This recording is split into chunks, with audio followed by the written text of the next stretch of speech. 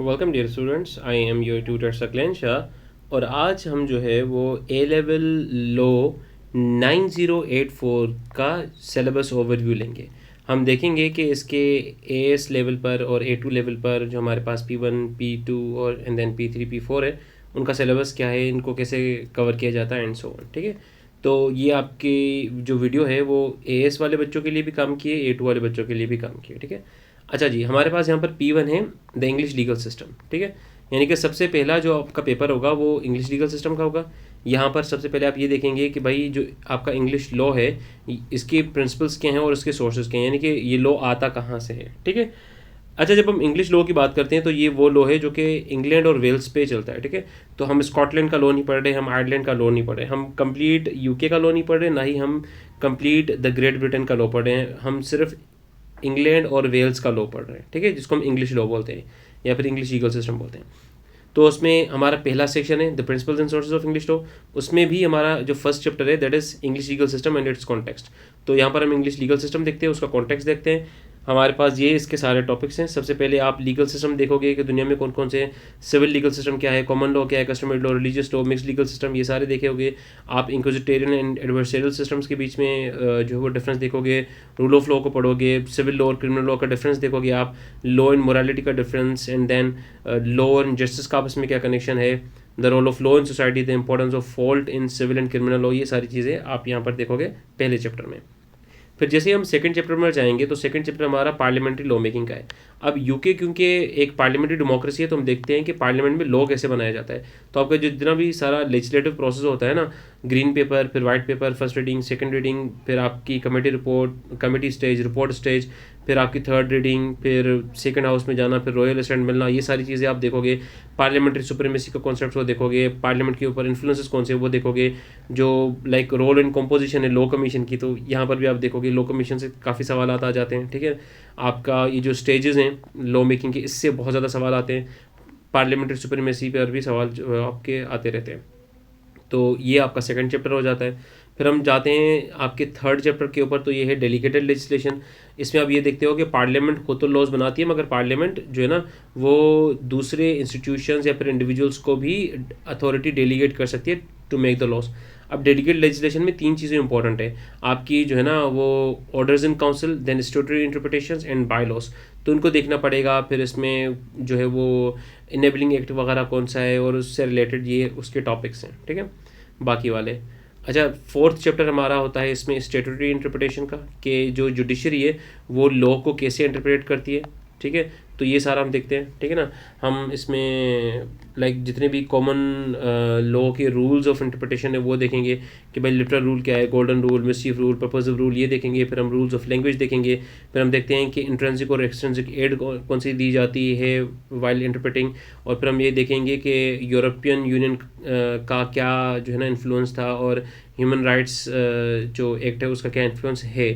देखो, मैं कह रहा हूँ यूरोपियन यूनियन का जो है वो था और ह्यूमन राइट्स एक्ट का अभी भी है।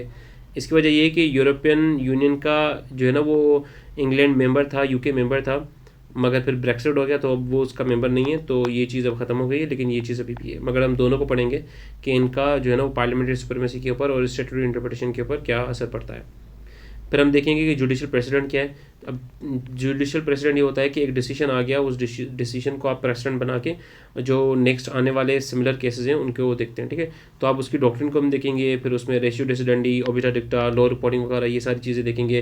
फिर हम प्रेसिडेंट्स की टाइप्स पढ़ेंगे, कोर्ट्स की हायरार्की पढ़ेंगे, और फिर सुप्रीम कोर्ट जो है वो जो अपने ही प्रेसिडेंट को कैसे जो है ना वो ओवरराइड कर सकती है बाय यूजिंग प्रैक्टिस स्टेटमेंट, ये सारी हम चीज़ें देखेंगे। कोर्ट ऑफ अपील का हम जो है ना वो उसमें रोल देखेंगे। अवॉइडेंस टेक्निक्स वगैरह भी हम देखेंगे कि प्रेसिडेंट को अवॉइड वगैरह कैसे किया जा सकता है। यहाँ से फिर हम अपने सेकंड सेक्शन के ऊपर आ जाते हैं, second section of P1 which is machinery of justice. यहाँ पर हम सिविल जो हमारा लाइक इसमें जो हमारा पहला चैप्टर होगा वो होगा civil courts and civil processes का। ये उसका टॉपिक्स होंगे हमारे पास। हम उस जुरिस्डिक्शन देखेंगे, काउंटी कोर्ट की, मजिस्ट्रेट कोर्ट और high court, court of appeal की। अब मजिस्ट्रेट कोर्ट वैसे क्रिमिनल कोर्ट है, मगर ये कुछ फैमिली से केसेस वगैरह छोटे मोटे जो है वो सुन लेती है। काउंटी कोर्ट और high court, court of appeal, supreme court, इन सारी सबकी हम जुरिस्डिक्शन देखेंगे। वुल्फ फॉर्म्स देखेंगे। प्री ट्रायल प्रोसीजर्स हमारे पास होते हैं, केसेस की एलोकेशन कैसे की जाती है इन डिफरेंट टाइप्स, और अपील्स का क्या सिस्टम होता है, ये सारा हम इस चैप्टर में देख लेते हैं। नेक्स्ट हमारे पास सेकंड इसका चैप्टर आता है alternative methods of dispute resolution, ADR methods इनको हम कहते हैं, ठीक है। तो इसके टाइप्स हम पढ़ेंगे, फिर इसका जो एक्ट है वो भी हम देखेंगे, ठीक है। अच्छा, इसमें हमारे पास थर्ड चैप्टर आ जाता है criminal courts and criminal processes का, ठीक है। 2 चैप्टर सिविल के ऊपर हो गए, फिर 2 जो है वो क्रिमिनल कोर्ट्स के ऊपर आ जाएंगे। अगेन वही हम जो कोर्ट्स हैं, मजिस्ट्रेट, क्राउन वगैरह, इनकी हम देखेंगे कि जुरिसडिक्शन क्या है। फिर हम उसी तरीके से क्राइम को जो है ना वो कर लेंगे, classify into summary, triable and indictable offences. Pre trial process देखेंगे, अपील्स को देखेंगे, पुलिस अथॉरिटीज़ को देखेंगे related to bail and on, ठीक है ना। तो बेल पावर वगैरह क्या है और बेल को कौन से फैक्टर्स और कंडीशंस जो है वो अफेक्ट करती हैं, ये देखने के बाद फिर हमारा चौथा चैप्टर मशीनरी ऑफ जस्टिस में है पुलिस पावर्स का। यहाँ पर हम देखते हैं कि भाई पुलिस के पास कौन कौन सी अथॉरिटीज़ हैं या कौन कौन सी पावर्स हैं और वो कैसे इस्तेमाल कर सकती है, जैसे कि स्टॉप एंड सर्च का पावर, अरेस्ट का पावर, डिटेंशन का पावर, और फिर वो ट्रीटमेंट सस्पेक्ट्स के साथ ट्रीटमेंट कैसे करेगी स्टेशन पर, ये भी हम देखते हैं। और अगर पुलिस कोई रूल अपना ब्रीच करती है तो फिर क्या होगा, ये भी हम देखते हैं। अच्छा, फिर हम चले जाते हैं अपने थर्ड सेक्शन के ऊपर, विच इज़ लीगल पर्सोनल। यहाँ पर हमारे पास 3 चैप्टर्स हैं। सबसे पहला चैप्टर है जो है ना, हम जजेस को देखते हैं इन्फीरियर और सुपीरियर में, इनकी हम qualification, selection, appointment, role, training, retirement, removal, independence वगैरह, ये सारी चीज़ें हम देखते हैं कि इन्फीरियर जजेस के लिए कैसे है और सुपीरियर जजेस के लिए अलग अलग। ये सारे टॉपिक्स हम अलग अलग अप्लाई करेंगे इन्फीरियर के ऊपर और सुपीरियर के ऊपर, ठीक है ना। यहाँ के बाद फिर हम आ जाते हैं इसका सेकंड चैप्टर लीगल प्रोफेशनल्स। 3 तरह के लीगल प्रोफेशनल्स हमारे पास होते हैं, barrister's, solicitors and legal executives, ठीक है ना। तो सबसे important, second importance, third importance, ठीक है ना। और क्वांटिटी के हिसाब से सबसे ज़्यादा, नेक्स्ट उससे मतलब नेक्स्ट ज़्यादा, बैरिस्टर्स कम होते हैं, ठीक है। इंपॉर्टेंस फिर इनकी उसी तरीके से डिक्लाइन होती है। वेल, इनकी अब क्वालिफिकेशन बैरिस्टर की क्या है, सोलिसिटर की क्या है, लीगल एग्जीक्यूटिव की है, आपको देखना पड़ेगा। ट्रेनिंग तीनों की अलग, रोल तीनों का अलग, रेगुलेशंस भी आपको देखनी पड़ेंगी, जिसमें आपके पास 5 इदारे आ जाते हैं, ठीक है। हमारे पास लास्ट चैप्टर P1 का है ले पर्सोनल्स, ठीक है, टेम्परेरी जो पर्सनल आते हैं, ठीक है। इसमें हम ले मजिस्ट्रेट्स को देखेंगे, ले जूरीज को देखेंगे और इनकी हम क्वालिफिकेशन देखेंगे, selection and appointment, training, jury का रोल इसमें क्या है और जूरी सर्विस की क्वालिफिकेशंस, वेटिंग कैसे होती है, इनकी चैलेंजेस क्या हैं, ऑल्टरनेटिव्स क्या हैं to the use of jury and so on, सही है। यहाँ के बाद फिर हम AS में चले जाते हैं अपने P2 के ऊपर, जो कि हमारा है क्रिमिनल लॉ। इसमें हमारा पहला जो मतलब सेक्शन है, it is about the elements of crime, ठीक है। अब एलिमेंट्स ऑफ क्राइम में भी हमारा पहला चैप्टर जो होगा ना, वो एक्टस रिया और मेंस रिया के ऊपर होगा, ठीक है। तो एक्टस रिया को हम देखेंगे which is the physical element of the crime और the action, the guilty act. Then mens rea which is the guilty mind, the mental element of the crime. अच्छा, ये देखने के बाद फिर हम चले जाते हैं इसका सेक्शन 2, जो कि है ऑफेंसेस अगेंस्ट प्रॉपर्टी। अब इसमें हम थेफ्ट को पढ़ेंगे, थेफ्ट के बाद हम रॉबरी को पढ़ेंगे, रॉबरी के बाद बर्गलरी, बर्गलरी के बाद हमारे पास ब्लैकमेल है, हैंडलिंग स्टोलन गुड्स है, ठीक है। और फिर हमारे पास जो है ना वो है making of without payment, then we have criminal damage, fraud. अच्छा, अभी जितने भी क्राइम्स हैं इन सब का हम एक्टस रिया देखेंगे, मेंस रिया देखेंगे, इनसे रिलेटेड हमने केसेस देखने होंगे, कौन से लॉज हैं जो इनके ऊपर लग रहे हैं, ये सारी चीज़ें जो है वो हमें यहाँ पर देखनी होगी, ठीक है। अच्छा जी, ये देखने के बाद फिर हम जो है ना वो जाएंगे sentencing in England and Wales. ये थर्ड सेक्शन है P2 का। इसमें एक ही चैप्टर है आपका सेंटेंसिंग का, लेकिन उसमें हम जो है वो इसको ऐसे कैटेगराइज कर सकते हैं कि भाई एडल्ट ऑफेंडर्स के लिए सेंटेंसिंग कैसे होती है, यंगर ऑफेंडर्स के लिए कैसे होती है और फिर एम्स ऑफ सेंटेंसिंग क्या है, ठीक है। अच्छा, P2 में जो है ना वो पेपर पैटर्न P1 से टोटली डिफरेंट होता है, ठीक है। इसके ऊपर हम अलग अलग वीडियोस बनाएंगे, P1 का पेपर पैटर्न, P2 का पेपर पैटर्न, P3 का, P4 का, ठीक है। तो इन चारों जो लाइक पेपर्स हैं इनका अलग अलग जो पेपर पैटर्न है, P3 एंड P4 का काफ़ी हद तक सिमिलर होता है, P1 का टोटली डिफरेंट है, P2 का टोटली डिफरेंट है, ठीक है। तो इनको हम डिटेल में देखेंगे। अच्छा, फिर हम चले जाते हैं A लेवल कॉन्टेंट के ऊपर, जहाँ पर हमारे पास सबसे पहले जो है ना वो आता है contract law which is our P3। ये आप A2 में पढ़ते हो कॉन्ट्रैक्ट लॉ। अच्छा, अब देखो आपने क्रिमिनल लॉ जो है वो अपने पेपर 2 में पढ़ लिया, पेपर 3 और पेपर 4 जो आपका है कॉन्ट्रैक्ट लॉ और फिर पेपर 4 टॉर्ट लॉ, ये दोनों सिविल लॉ में आ जाते हैं, ठीक है। तो इसमें हमारा पहला सेक्शन है फॉर्मेशन ऑफ कॉन्ट्रैक्ट। इसमें हमारा पहला चैप्टर है नेचर ऑफ कॉन्ट्रैक्ट, ये हम देखेंगे। इसके बाद हम ऑफर एंड एक्सेप्टेंस देखेंगे, फिर हम देखेंगे intention to create legal relations, फिर हमारे पास कंसिडरेशंस हैं, देन वी हैव कैपेसिटी, और फिर हम अपने सेकंड सेक्शन के ऊपर चले जाते हैं which is about the contents of the contract. पहले हमने कॉन्ट्रैक्ट के बारे में पढ़ा, उसकी टाइप्स पढ़ी, ये सारा कुछ पढ़ा, फिर अब हम आ रहे हैं कि जो है ना वो कंटेंट क्या क्या हो सकते हैं कॉन्ट्रैक्ट के। तो इसमें हमारे पास एक्सप्रेस टर्म्स हैं, हमारे पास फिर इसका दूसरा चैप्टर है terms implied in a consumer contract by the consumer rights act 2015। फिर हमारे पास स्टेटस टर्म्स आ जाते हैं, फिर हमारे पास कंट्रोल ऑफ एग्जेम्पशन क्लॉजेज आ जाती है। फिर हम यहाँ से P3 के थर्ड सेक्शन के ऊपर चले जाते हैं which is about the discharge of contract, contract का ख़त्म होना या ख़त्म करना।